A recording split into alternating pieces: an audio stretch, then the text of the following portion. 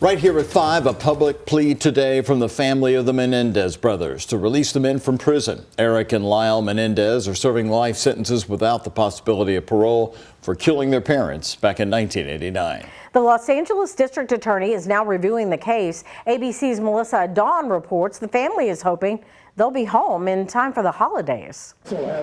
More than a dozen relatives and supporters of the Menendez brothers gathering at the steps of the Los Angeles Hall of Justice, calling for the brothers to be resentenced and released from prison.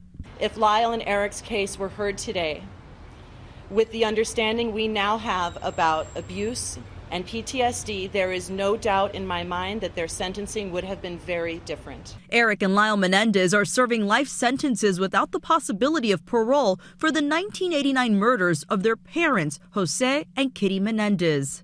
Earlier this month, Los Angeles District Attorney George Gascon announced the DA's office has been given new evidence in the Menendez brothers' case, including a letter that Erik Menendez wrote to a relative detailing how he was a victim of molestation by the hands of his father, Jose Menendez. The idea being that if this information was provided at the time of sentencing, it would have changed the way that a judge would have approached this case and potentially would have only gotten the amount of years in prison that they would have already been out if they had served it now. The brothers' attorney, Mark Garagos, speaking out. I will tell you, in over 40 years of doing this, I have never seen the amazing exemplary rehabilitation and mitigation evidence that we have now presented to the DA's office. The DA's office also receiving evidence from one of the members of the band Menudo, Roy Rosello, who alleged he too was sexually assaulted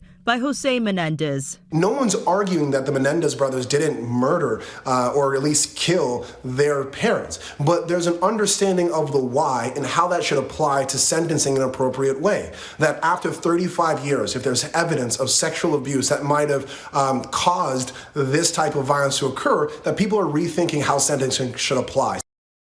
The DA says he plans to make a decision sometime this month, but it would be up to the judge to make a final decision. The next known hearing scheduled for the Menendez brothers is in late November. Melissa Dawn, ABC News, Los Angeles.